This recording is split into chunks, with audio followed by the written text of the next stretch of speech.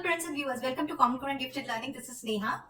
Today's discussion topic is three powerful learning techniques that I'll discuss or that personally helped me as a parent to teach my kid. The first will be the Feynman technique, the famous Feynman technique, which everybody knows.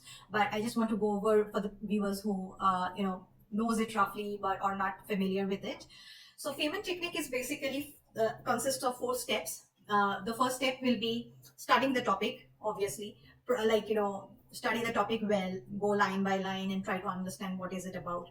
If it's a complicated topic, of course, like there will be some gaps.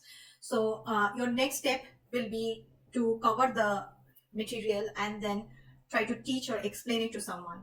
And that's where most of the elementary kids are sometimes asked to make a teddy bear sit in front of you and try to explain that topic to them, like how repeated addition works or how repeated addition is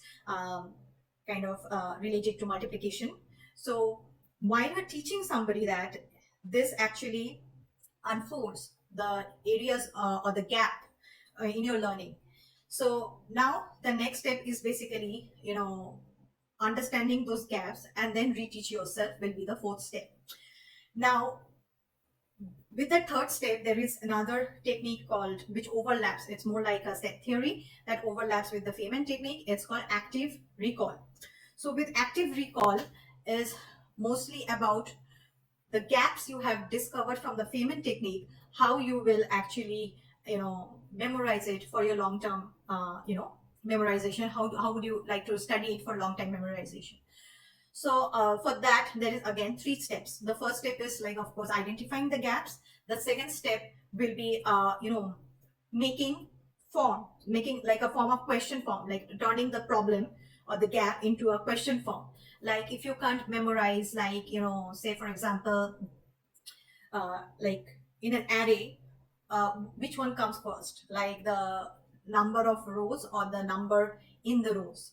So if you don't know, like form a question, turn it into a question form. This really helps for concretizing for long term. And then the third step will be repetition.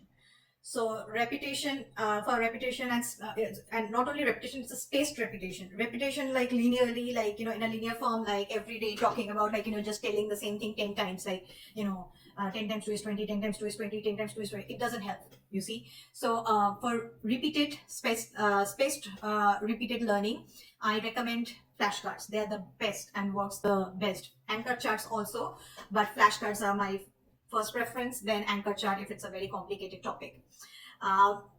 This also ensures comparative study. Once that whole thing comes all together, like the whole picture is completed, like it's like a dot to dot.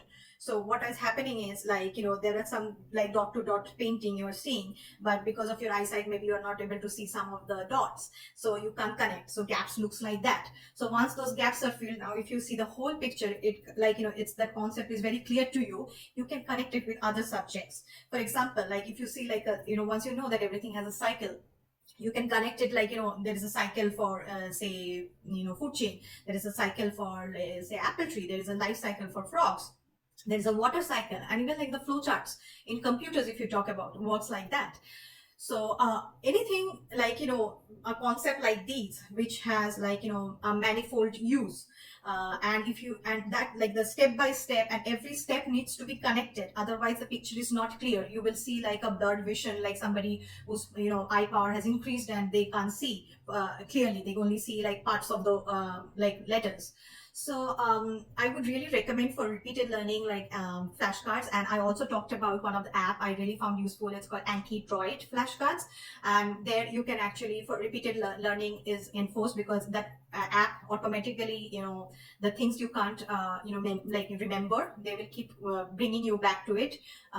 So and that is automatically built like that, because mostly for people who study say wants to be doctor, MCAT, or where they have to remember a lot of medicine names and like with suffix and prefixes. And the best part about Anki Droid I like is you can put pictures in it, so it also gives you a visual cue. So once these three things come together, like, a proper, like, in these three techniques are very powerful. And it's eventually, once you know how to do it, it eventually gets faster. So any new concepts, any new language, say for example, like, even in computers, if you want to learn one language and then another language, it is not only for the kids, with adults also. So what I am stressing on is, like, if you start giving or teaching these techniques earlier in like in the elementary, from the elementary years, this like comes in way more handy later on, compared to just teaching them reading, writing. Yes, critical thinking is important, but these are basically you are giving them like the tools to be independent. So for example, if my child doesn't know how to do multiplication, I would like start with the rules, like the rules of the Feynman. Through the Feynman technique is first the rules.